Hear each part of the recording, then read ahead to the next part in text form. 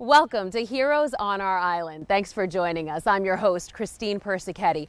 Every week, we bring you inspirational stories of Long Islanders who are making a difference in their communities. On today's show, Birthday Wishes. We'll introduce you to an 8-year-old girl who celebrates her birthday by giving gifts rather than receiving them. Plus, a survivor's mission. We'll meet a woman who's made it her mission to stop drunk driving. And Music for Meals, how these students are helping feed the hungry by playing their instruments. That's all coming up on Heroes on Our Island.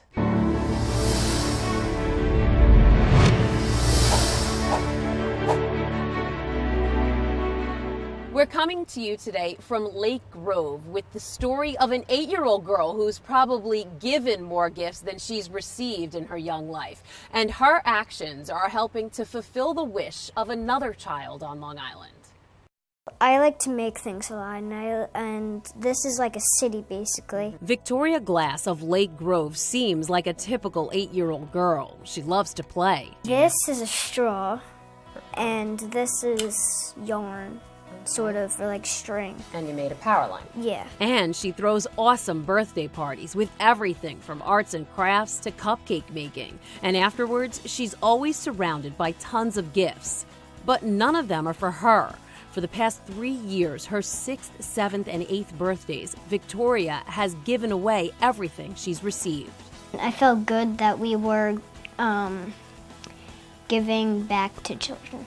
The toys she gets end up here at Cohen Children's Hospital in New Hyde Park. Do you feel like you need the toys? Not for your really. birthday? No? You think they need it more? Why do you think they need it more? Because they're in the hospital and they're not having fun, you know?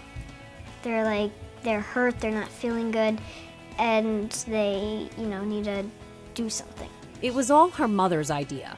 When she turned 6, we realized Victoria had a lot of toys. Her birthday's in December, right before Christmas.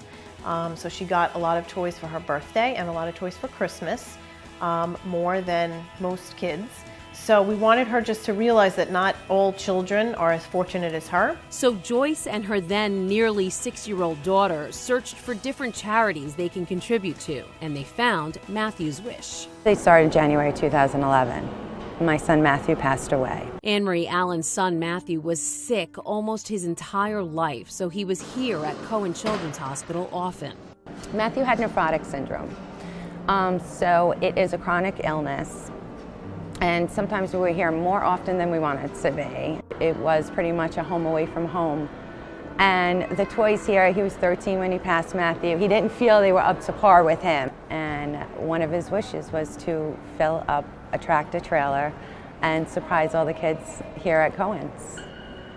Sadly, he didn't get to see that. So Anne Marie and her family decided, we can still do this. We can do this for him.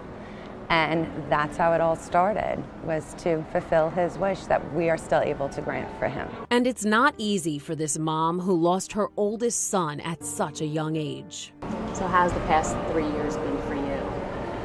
Difficult. This brings me a lot of joy, doing Matthew's Wish. I know very soon after his passing that I would not have another tomorrow. And I was so blessed, beyond blessed, to have such a supporting family that I do, that love and miss him as much as I do, that we're able to do this together. And every year, Matthew's Wish has grown, thanks to people like Victoria and her mom, who last year donated 110 toys. We started asking people, instead of bringing a toy for her birthday or a present, to donate an unwrapped toy. And she was very receptive to the idea, I have to say, from the beginning. We didn't really have to, force her into thinking that it was a good idea. And then every year since, we've kind of built on it. There is now a toy parade every year in Brentwood. Then, 2 weeks later, just before Christmas, the toys are brought here to the hospital. And it's not just the children who watch in awe as the boxes of toys are brought into the lobby. Even the staff is amazed every year. The amount of toys is it's unbelievable. When you see the truck pull up and it's just a truck, they're going to have a couple of boxes of toys. No, it's not a couple of boxes of toys. It's many, many feels like hundreds of boxes of toys. Anne-Marie DeFrancesca is Director of Child Life here at the hospital. She says it's heartwarming to see the community's support of the children in the hospital and to see the faces of the children when they receive the gifts. And it really does make a difference. It makes people smile. And I think that's really what the spirit of giving is to really change a dull day or a sad day to something that's more positive and happy. And to see the kids smile and get excited and hope to say, oh, maybe I'll get something. That's what it's about. It's really about bringing that little sparkle of joy to an otherwise maybe not such a joyous day. Over the months and years of coming here, it became a second home. Matthew's mom says it's bittersweet to come back here and walk the halls of the hospital year after year without her son, and especially that it's always during such a tough time of the year.